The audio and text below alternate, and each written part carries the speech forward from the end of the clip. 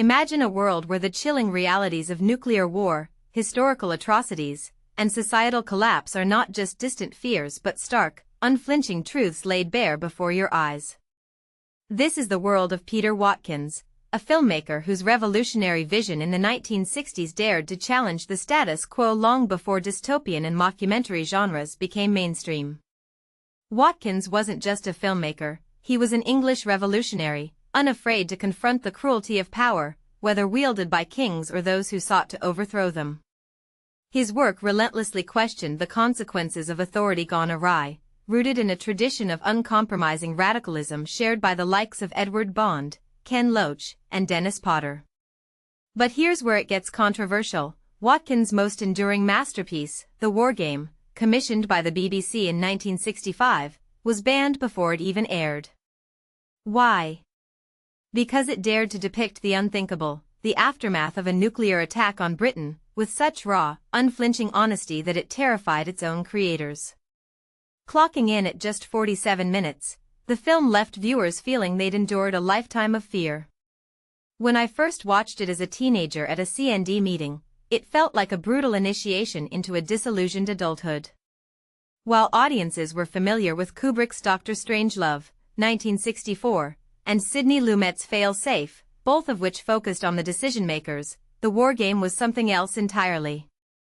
It wasn't about the people in power, it was about the ordinary British citizens on the ground, anxious, bewildered, and at the mercy of bumbling bureaucrats in the minutes before, during, and after a nuclear blast.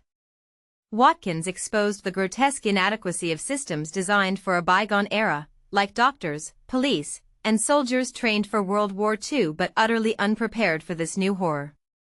And this is the part most people miss. The film's almost demonic genius lies in its delivery. Watkins adopts the dry, authoritative tone of a protect and survive public information film, the kind of voice meant to reassure, and uses it to reveal the awful truth.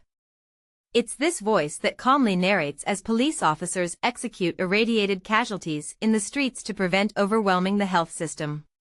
The pseudo-documentary style, with its haunting close-ups of shell-shocked faces, strips away any pretense of fiction.